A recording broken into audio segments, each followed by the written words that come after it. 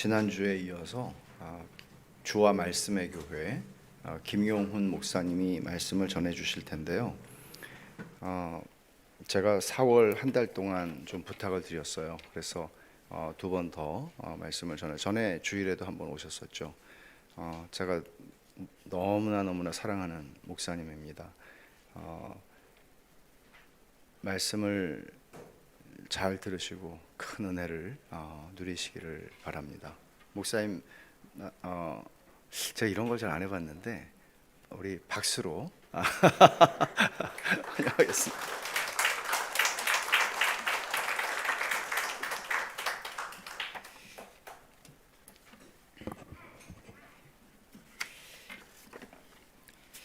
네, 신학교 시절부터 미국에 계실 때부터 제가 스승으로 삼고, 목사님 저를 몰랐지만 저희 신학생들은 참 목사님 설교를 통해 은혜를 많이 받았었습니다. 그래서 지난주에는 안 계셔서 어느 정도 마음이 편했는데 오늘은 이렇게 또 앞에 계셔서 좀 사실 상당히 부담스러웠습니다. 그런데 하나님께서 세우신 줄 알고 제가 또 주의 은혜를 구하면서 함께 여러분들과 말씀 나누면 좋겠습니다. 오늘 함께 볼 말씀 요한복음 20장 1절부터 23절까지 말씀인데요. 먼저 1절부터 8절까지 보겠습니다. 요한복음 20장 1절부터 8절까지입니다.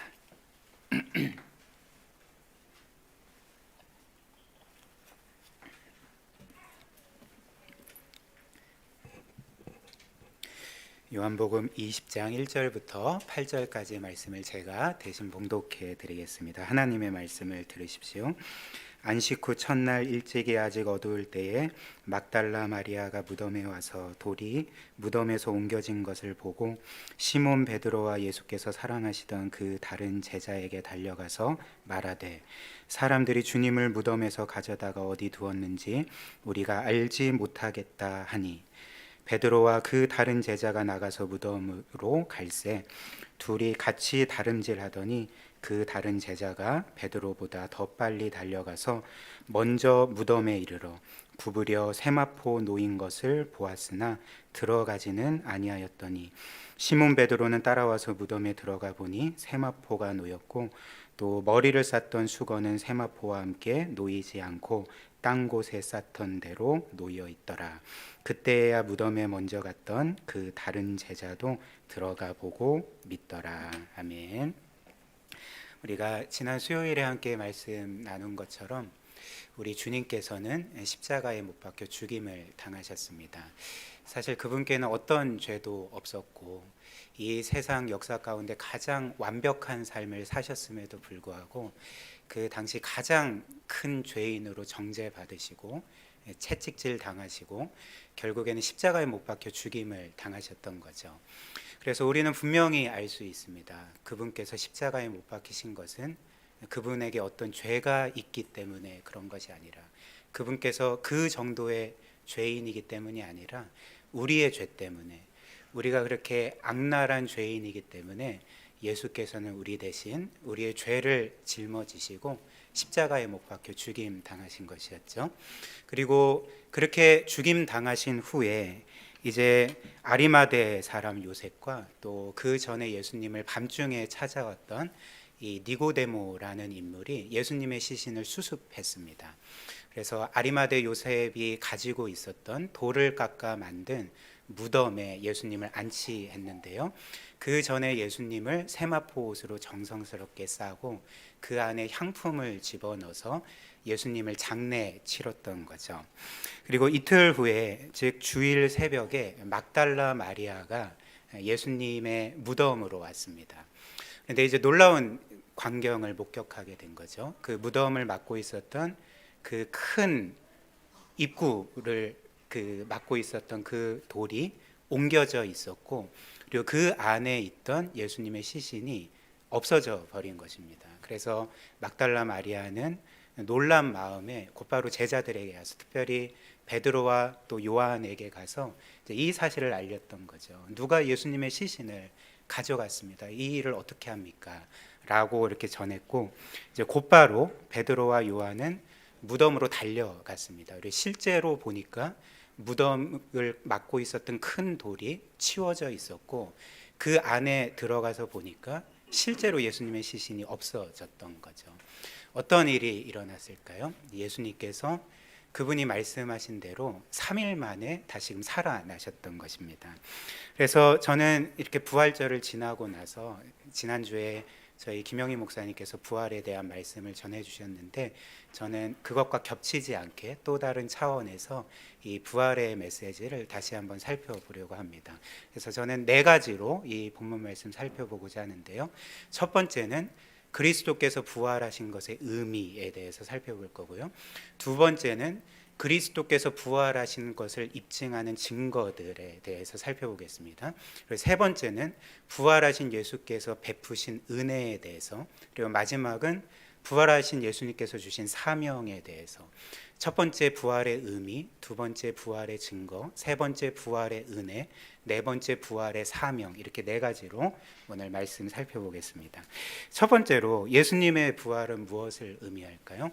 특별히 부활장이라 불리는 고린도전서 15장은 우리에게 예수 그리스도의 부활의 여러 의미들을 전해주고 있습니다. 그리고 성경 다른 곳곳에도 이 부활이 어떤 것을 의미하는지 우리에게 이제 전해주고 있는 거죠. 그래서 저는 그 모든 것들을 다 다룰 수는 없고 오늘 한 가지 부분만 좀 다루려고 하는데요. 로마서 1장에 따르면 예수 그리스도께서 죽음을 이기시고 부활하신 사건의 의미를 어떻게 기록하냐면, 그리스도께서 하나님의 아들이심이 선포된 사건으로 우리에게 전해주고 있습니다. 그래서 로마서 1장 2절부터 4절 한번 보십시오. 이 복음은 하나님이 선지자들을 통하여 그의 아들에 관하여 성경에 미리 약속하신 것이라. 그의 아들에 관하여 말하면 육신으로는 다윗의 혈통에서 나셨고 성결의 영으로는 죽은 자들 가운데 부활하사 능력으로 하나님의 아들로 선포되셨으니 곧 우리 주 예수 그리스도이시니라. 그래서 성부께서 우리를 위해 죽임당하신 예수 그리스도를 그 성령의 능력으로 살리신 것 자체를 그리스도께서 하나님의 아들로 선포되신 사건으로 성경은 우리에게 전해주고 있는 거죠. 근데 우리가 이 말씀을 오해하지 말아야 될 것이 있습니다. 마치 이제 이런 식으로 생각하면 안 되겠죠.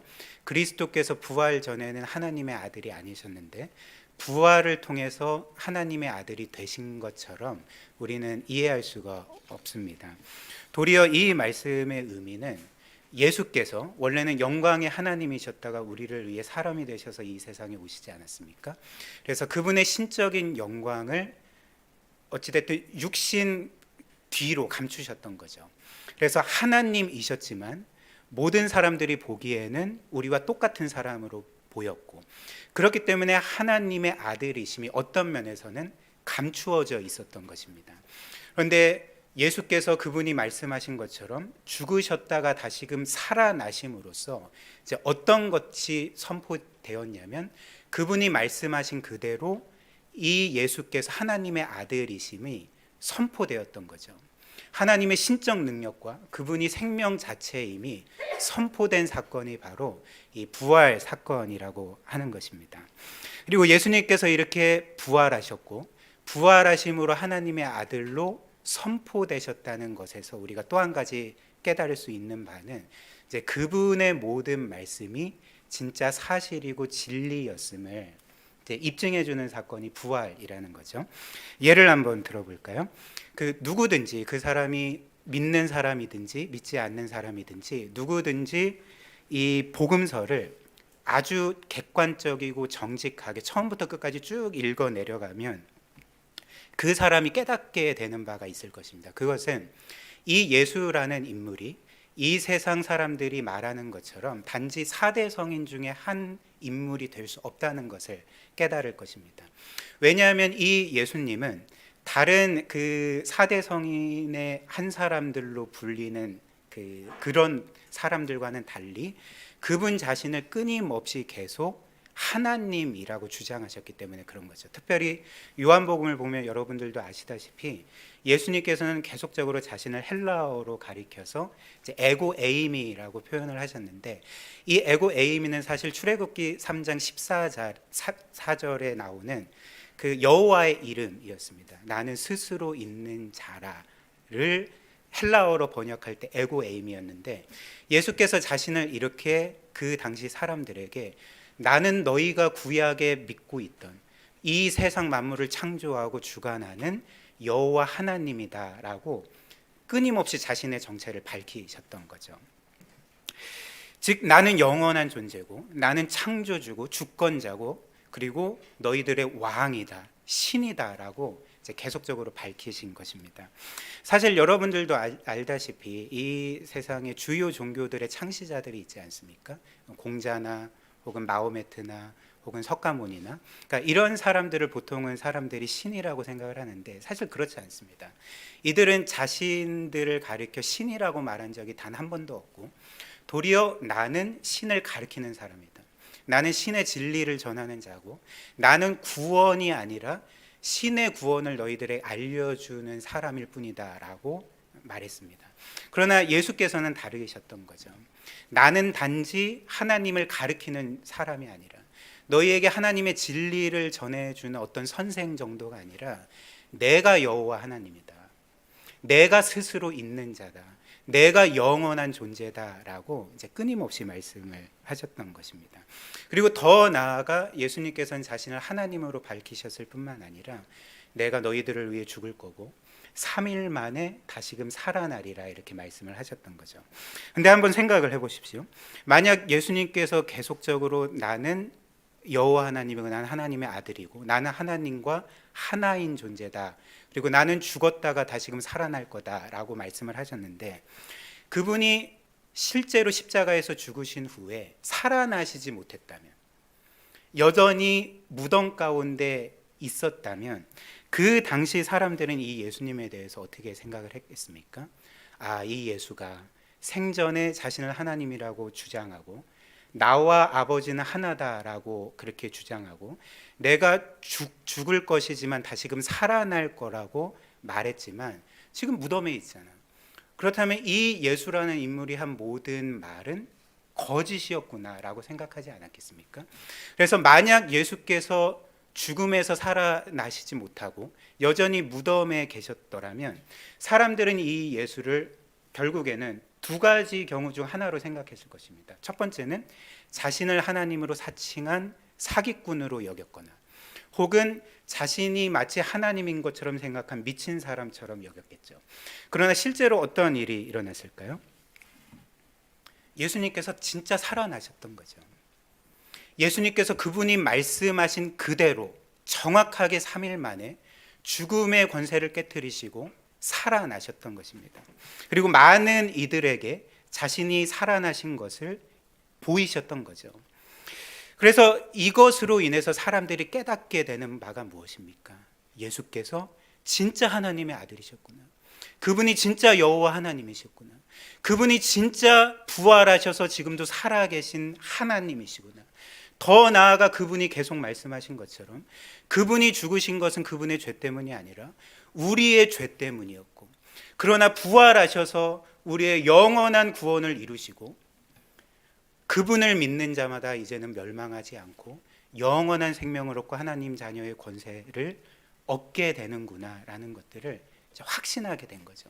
그분의 모든 말씀을 이제는 진리로 받아들이게 된 것입니다.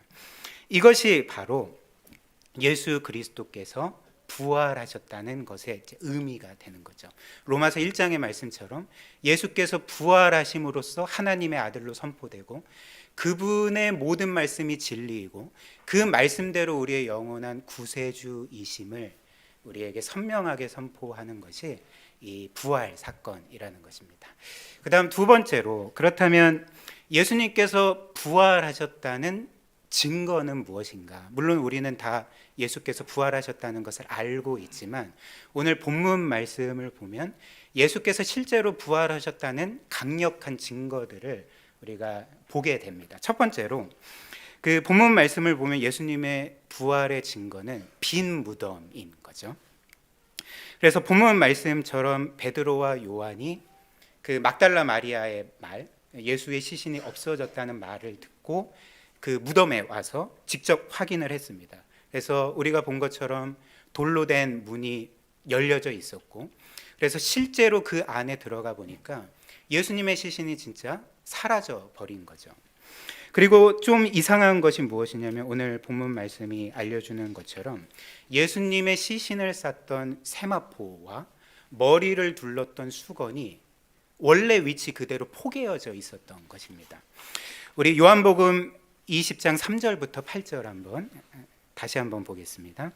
베드로와 그 다른 제자가 나가서 무덤으로 갈새 둘이 같이 다름질하더니 그 다른 제자가 베드로보다 더 빨리 가서 먼저 무덤에 이르러 구부려 세마포 놓인 것을 보았으나 들어가지는 아니하였더니 시몬 베드로는 따라와서 무덤에 들어가 보니 세마포가 놓였고 또 머리를 쌌던 수건은 세마포와 함께 놓이지 않고 딴 곳에 쌌던 대로 놓여 있더라. 그래서 7절 말씀을 주의 깊게 보시면 지금 예수의 몸을 감쌌던 세마포 옷이 몸이 있던 위치에 그대로 포개져 있고, 그리고 좀 거리를 두어서 그리스도의 머리를 감쌌던 수건이 그 세마포 옷과 떨어진 원래 머리가 있었던 곳에 이제 포개어져 있었다, 우리에게 그렇게 전해주고 있습니다.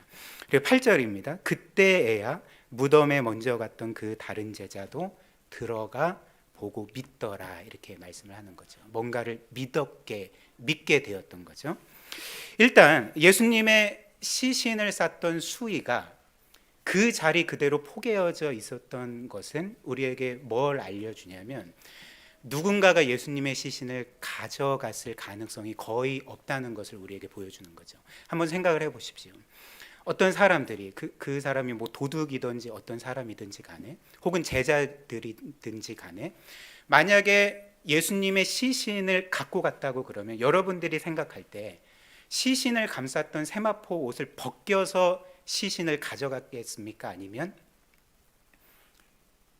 그 세마포 옷을 그 감싼 상태의 시체를 가져가겠습니까? 당연히 후자이겠죠.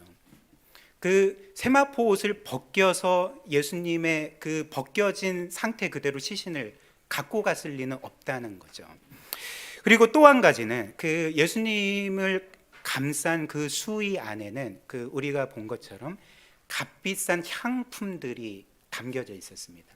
그렇기 때문에 만약 도둑이 예수의 시신을 훔쳤다면 그 향품도 당연히 가져갔을 것인데 그것을 그냥 놔뒀다는 것은 어떤 이가 예수님의 시신을 가져갔을 가능성이 거의 없다는 것을 우리에게 보여주는 거죠.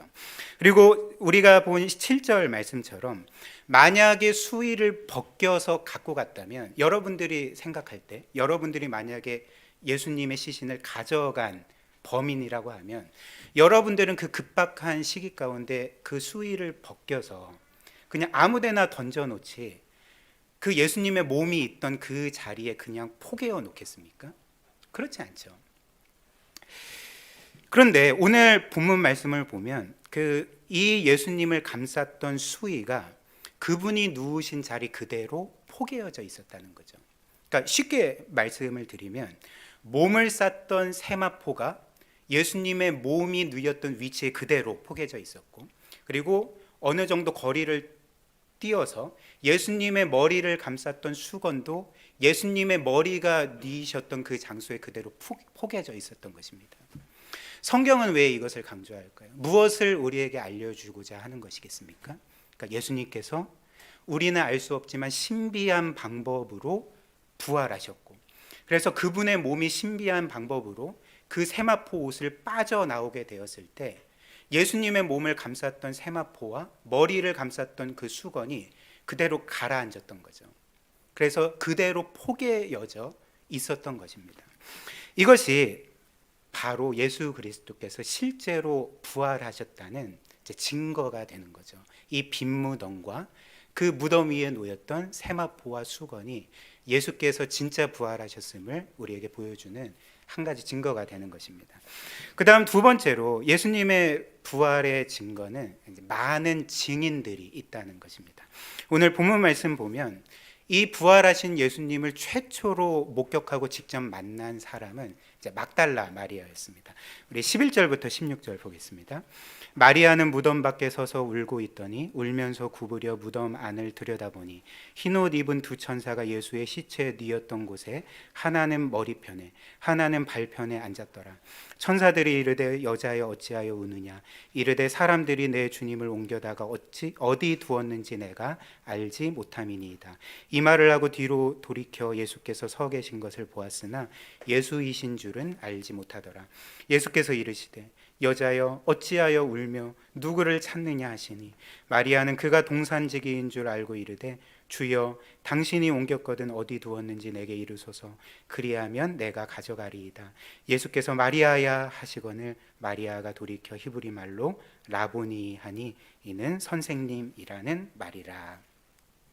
그리고 똑같이 예수님의 부활 사건을 기록하여 전해주고 있는 마가복음 16장 말씀을 보면 이 막달라 마리아가 부활하신 예수님을 만나기 전에 천사들이 그 일단의 여인들에게 예수님의 부활 소식을 전했습니다. 그래서 그 사람은 누구였냐면 다 여성들인데요.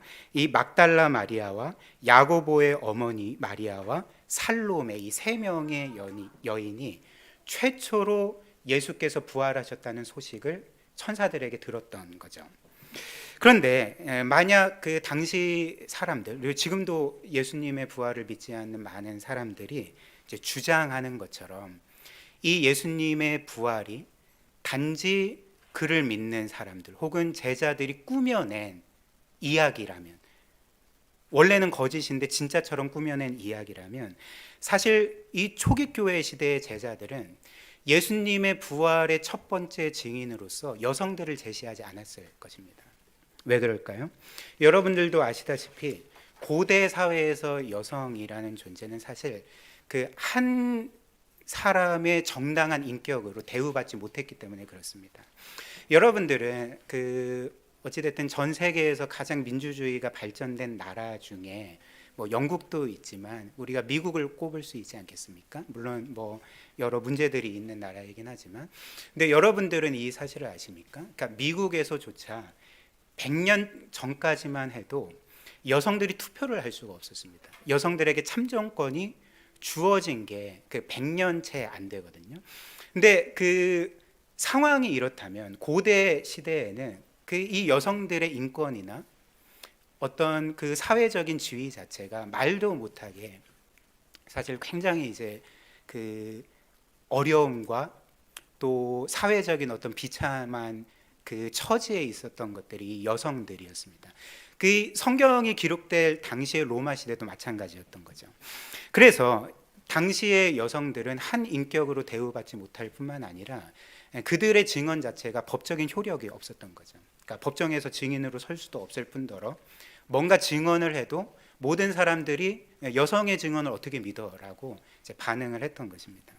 따라서 만약 예수께서 부활하신 것이 이렇게 제자들이 거짓인데 사실인 것처럼 꾸며낸 이야기라면, 제자들은 예수님의 부활의 첫 번째 증인으로서 누구를 제시를 해야 되겠습니까? 그러니까 여자들이 아니라 남자들을 부활의 첫 번째 증인으로서 제시해야 되는 게 맞다는 거죠. 그래서 이런 이유로 초대교회 시기에 기독교를 공격하는데 앞장섰던 그 헬라의 철학자 중에 켈수스라는 사람이 있습니다. 이 사람이 이제 이런 식으로 부활은 가짜다라고 주장을 했는데요. 한번 들어보십시오.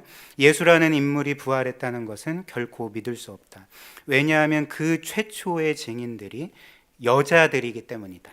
누가 여자들의 증언들을 믿을 수 있겠는가? 따라서 예수의 부활은 꾸며낸 거짓이다라고 그렇게 기독교를 반박하는 강력한 주장으로서 이제 첫 번째 증인이 여성인 것을 꼽았던 거죠.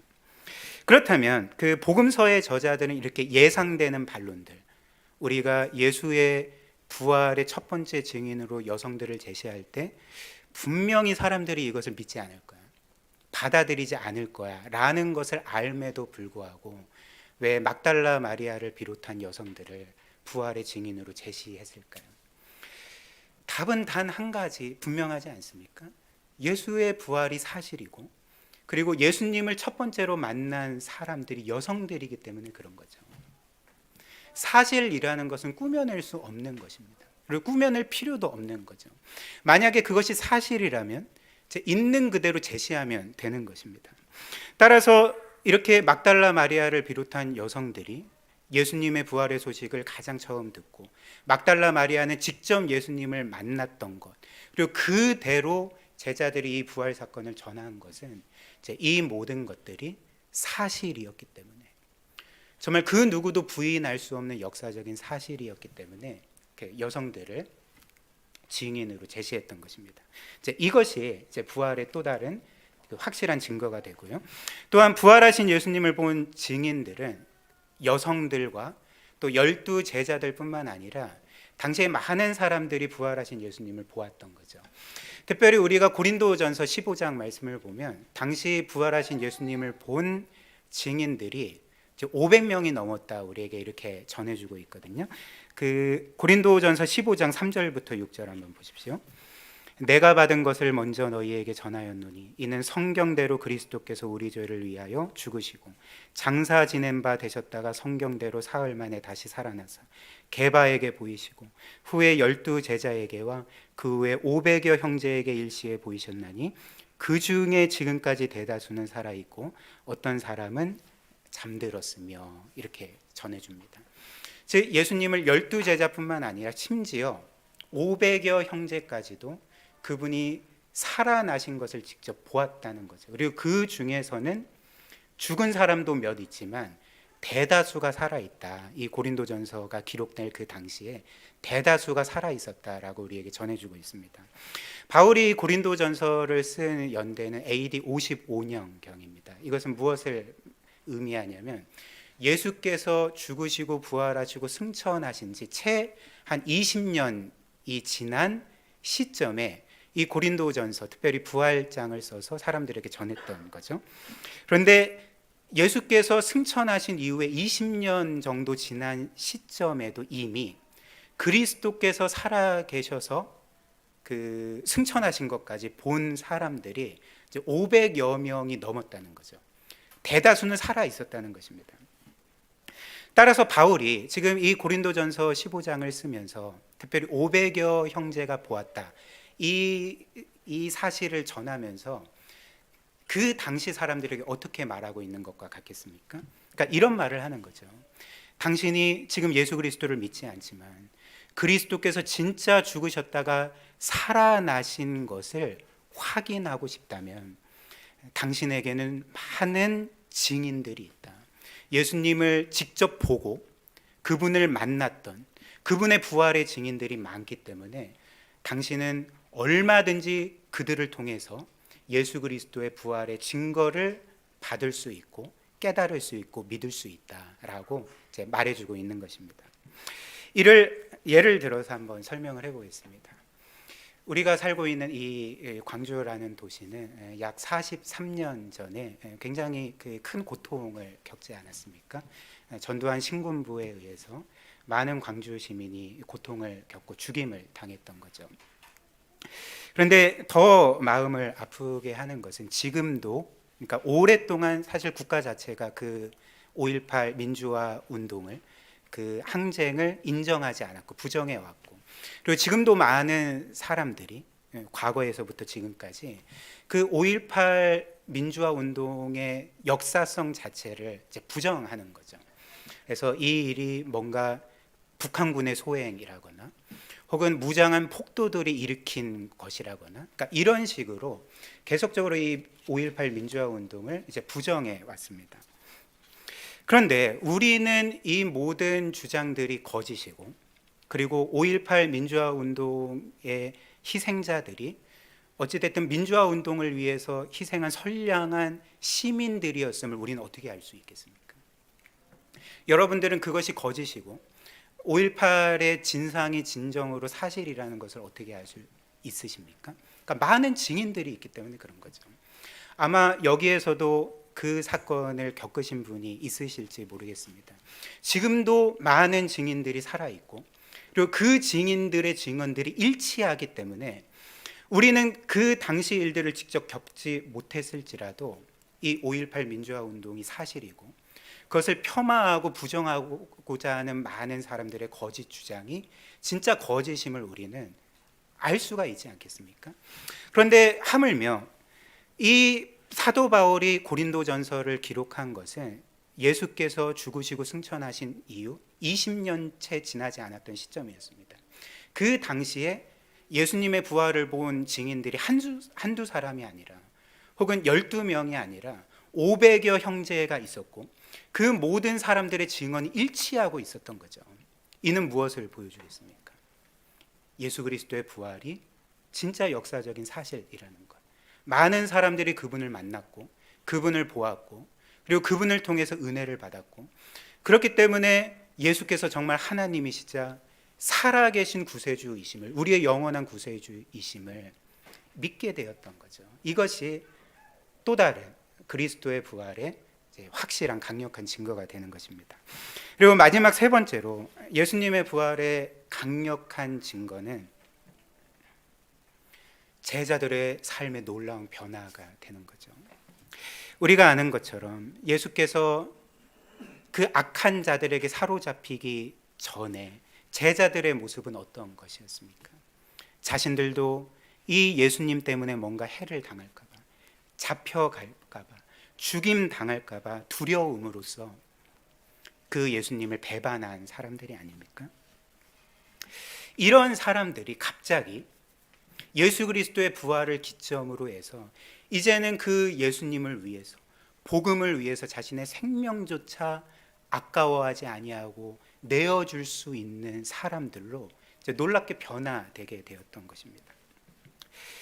어떻게 이런 놀라운 반전이 일어났을까요? 우리가 알다시피 예수 그리스도께서 진짜 부활하셨기 때문에 그런 거죠.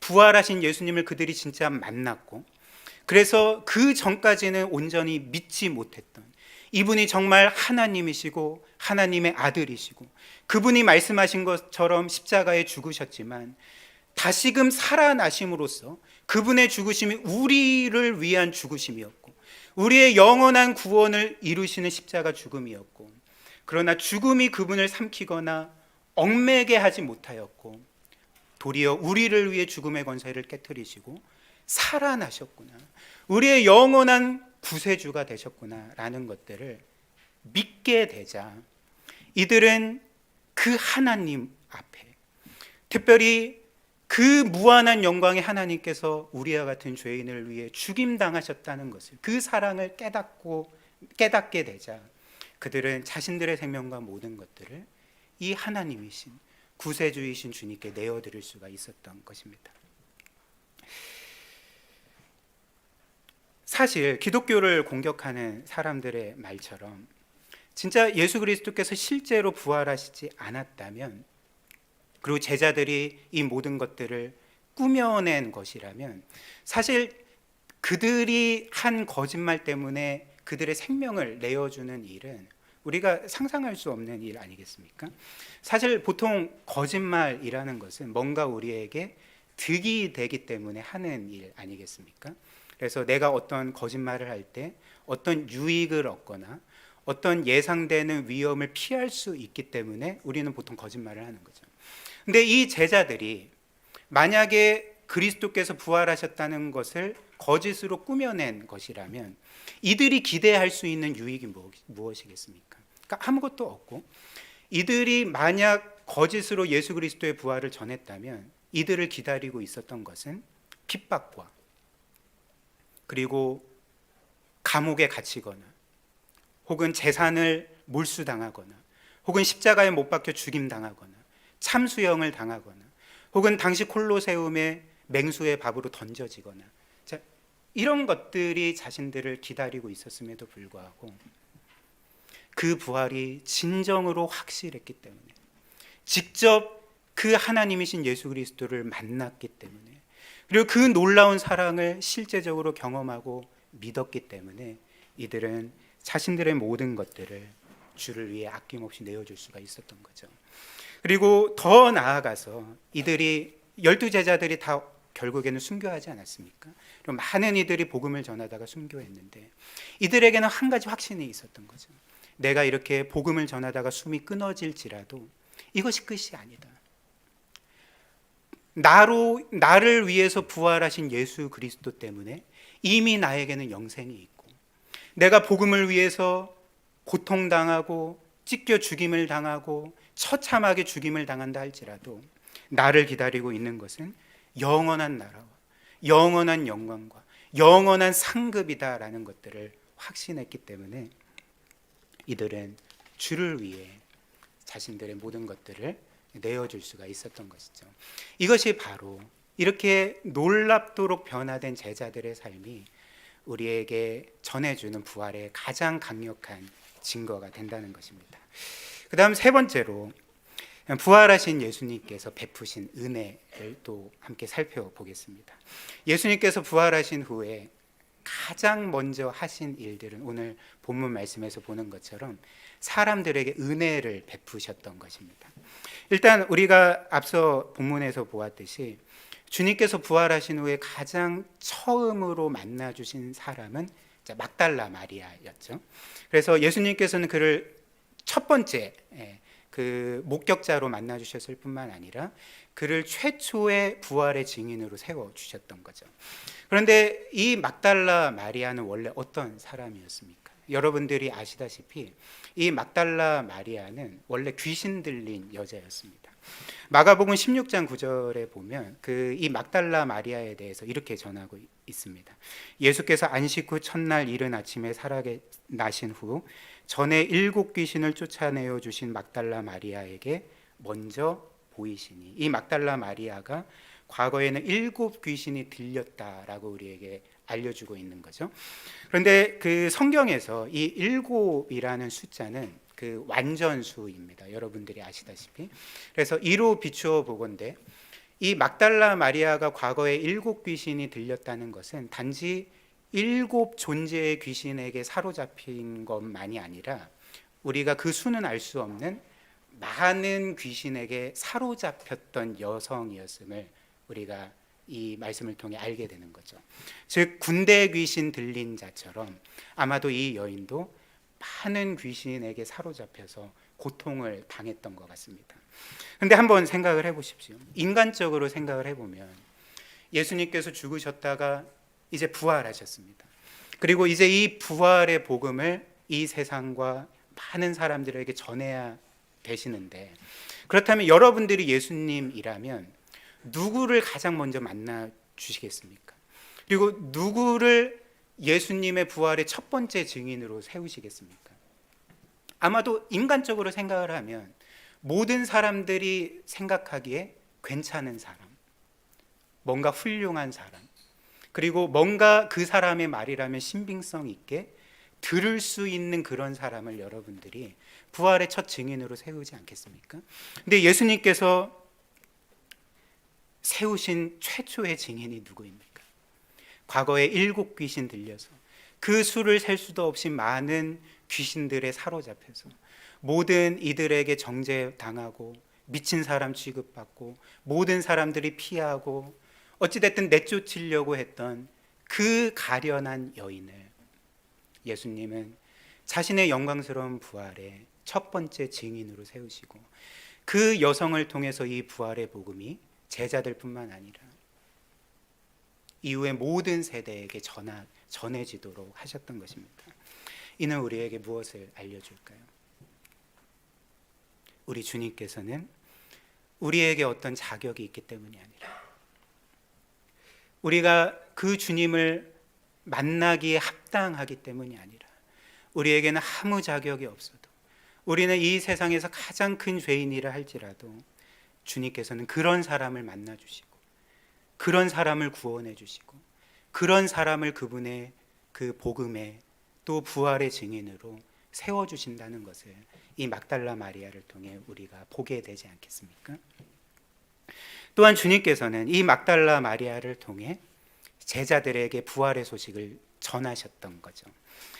그리고 이렇게 자신의 부활의 소식을 전하게 하시면서 그 막달라 마리아에게 그 제자들을 그 형제들이라고 부르시면서 부활의 사실을 전하셨던 것입니다. 17절 한번 보십시오. 예수께서 이르시되 나를 붙들지 말라. 내가 아직 아버지께로 올라가지 아니하였노라. 너는 내 형제들에게 가서 이르되 내가 내 아버지 곧 너희 아버지 내 하나님 곧 너희 하나님께로 올라간다 하라 하시니, 이렇게 말씀을 하셨습니다. 사실 예수님께서 부활하셨을 때 우리가 보는 것처럼 모든 제자들이 두려움 가운데 떨면서 숨어 있었습니다. 그리고 이들은 두려워서 숨어 있었을 뿐만 아니라 아마도 확실하게 그들이 예수님을 배신한 죄 때문에 죄책감에 사로잡혀서 굉장히 그 큰 마음의 고통을 겪고 있었을 것입니다. 그리고 이들은 사실 주님께서 그들에게 나타나셔서 너희는 배신자다라고 말해도, 그들을 심판한다 하실지라도 이들은 사실 주님께 아무런 말도 드릴 수 없는 그 어떤 면에서는 진짜 배신자들이었던 거죠. 그러나 주님께서 이 막달라 마리아를 통해 제자들에게 첫 번째로 전하신 사실이 무엇일까요? 그 예수께서 부활하셨다는 것을 증거하셨을 뿐만 아니라 그 배신자들인 제자들을 어떻게 부르십니까? 너희는 내 형제들이라고 부르고 계시는 거죠. 즉 주님께서는 이렇게 말씀하시는 것과 같지 않겠습니까? 너희는 나를 배신한 것 때문에 죄책감에 사로잡혀 지금 괴로워하고 있지만, 그러나 나는 그런 너희를 결코 버리지 않는다. 너희는 여전히 나의 형제들이다. 나는 너희를 사랑하고 너희를 맞아들일 준비가 되어 있다라는 소식을 막달라 마리아를 통해 전하셨던 것입니다. 그리고 그 부활의 저녁이 되었고 예수께서는 제자들이 두려워 떨며 숨어 있었던 곳에 나타나셨던 거죠. 그리고 당시 두려움과 죄책감으로 괴로워하고 있던 이 제자들에게 첫 번째로 하신 말씀은 너희에게 평강이 있을지어다. 너희에게 평강이 있을지어다. 이 말씀을 하셨습니다. 19절입니다. 이날 곧 안식 후 첫날 저녁 때에 제자들이 유대인들을 두려워하여 모인 곳의 문들을 닫았더니 예수께서 오사 가운데 서서 이르시되 너희에게 평강이 있을지어다. 그리고 곧바로 예수님께서는 이 말씀을 하신 후에 십자가에 달리셨을 때 그 손에 난 못자국과 그리고 마지막에 군인에 의해서 창에 찔리신 허리에 난 그 상처를 제자들에게 보여주셨던 거죠. 20절입니다. 이 말씀을 하시고 손과 옆구리를 보이시니 제자들이 주를 보고 기뻐하더라. 아마도 제자들은 예수님의 손에 난 상처, 허리에 난 상처를 보고 정말 예수님이 맞구나, 예수님이 정말 살아나셨구나 라는 그런 것을 확인하고 아마 기뻐했을 것입니다. 그러나 저는 이 말씀을 묵상하며 예수님께서 너희에게 평강이 있을지어다 라고 말씀하시고 곧바로 손에 난 상처와 허리에 난 상처를 보여주신 것에는 이들에게 한 가지 메시지를 주신 거다 생각을 합니다. 예수님께서는 이 상처 자국을 보여주시면서 너희에게 평강이 있을지어다 라고 말씀하시면서 이들에게 주시고자 했던 메시지가 무엇이었을까요? 이런 것이 아니겠습니까? 너희는 너희가 나를 배신한 것 때문에 그 죄 때문에 두려움과 죄책감에 사로잡혀 있지만, 그러나 너희는 이제 더 이상 두려워할 필요가 없다. 걱정과 염려를 가질 필요가 없고 죄책감에 사로잡힐 필요가 없다. 왜냐하면 그 너희가 평안할 수 있는 이유가 있는데, 왜냐하면 내가 너희 대신 손에 못이 박히고 내가 너희 대신 허리에 창으로 찔렸기 때문에, 너희를 위해 십자가에 못 박혀 죽였기 때문에, 심지어 너희가 나를 배신한 죄까지도 내가 끌어안고 너희의 모든 죄값을 치렀기 때문에 너희는 평안할 수 있다라고 이제 말씀하신 것이 아니었겠습니까? 즉 예수님께서는 이들에게 자신의 상처를 보여주시고 평안을 선포하시면서 이들이 예수님을 배신한 죄를 포함한 그 모든 죄가 이미 영원히 해결되었고 그들이 영원히 하나님과 화목을 이루게 되었음을 선포해 주신 거라 할 수가 있는 거죠. 이런 이유로 우리가 잘 아는 로마서 5장 10절과 11절이 이제 우리에게 이렇게 선포해 주는 거죠. 곧 우리가 원수 되었을 때 그의 아들의 죽으심으로 말미암아 하나님과 화목하게 되었은지, 즉 영원히 평안을 얻게 되었은지, 화목하게 된 자로서는 더욱 그의 살아나심으로 말미암아 구원을 받을 것이니라. 그뿐 아니라 이제 우리로 화목하게 하신, 평안을 얻게 하신 우리 주 예수 그리스도로 말미암아 하나님 안에서 또한 즐거워하느니라. 사랑하는 여러분, 주님께서는 자신의 손에 난 상처와 허리에 난 상처를 제자들에게 보여주실 뿐만 아니라 우리에게 보여주시면서 너희에게 평안이 있을지어다 말씀하십니다. 우리의 평안의 근원이 무엇입니까?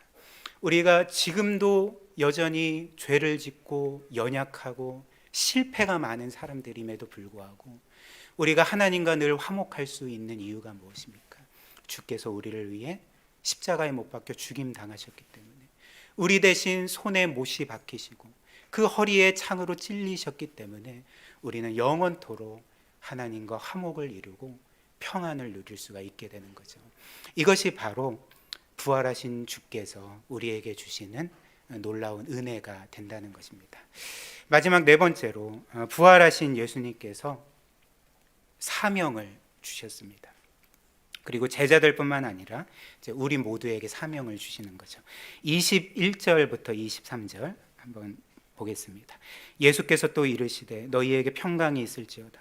아버지께서 나를 보내신 것 같이 나도 너희를 보내노라. 이 말씀을 하시고 그들을 향하사 숨을 내쉬며 이르시되 성령을 받으라. 너희가 누구의 죄든지 사하면 사하여질 것이요 누구의 죄든지 그대로 두면 그대로 있으리라 하시니라. 저는 시간 관계상 이 말씀 한 구절 한 구절의 의미를 여러분들과 함께 나눌 수는 없을 것 같습니다. 그러나 예수님께서 주신 이 말씀의 핵심만은 우리가 함께 또 살펴보고 깨달을 수 있으리라 생각합니다. 예수님께서 지금 주신 말씀의 핵심이 무엇일까요? 그러니까 나는 너희를 구원하는 데서 멈추지 않고 이제는 너희를 구원의 증인으로 세울 거다라고 말씀하시는 거죠. 이제는 너희가 구원받았기 때문에 나는 너희를 이 세상에 구원받지 못한 자들에게 파송한다라고 우리에게, 제자들에게 말씀하시고 더 나아가 우리에게 말씀해주고 계시는 것입니다. 사랑하는 여러분, 우리는 보통 그리스도의 십자가를 통해 우리의 모든 죄가 해결되고 영원히 용서받고 또 의로운 자가 되고 하나님의 자녀가 되었다는 이 복음의 메시지는 우리가 기쁨으로 받아들이고 늘 감사함으로 받아들이는 것 아니겠습니까?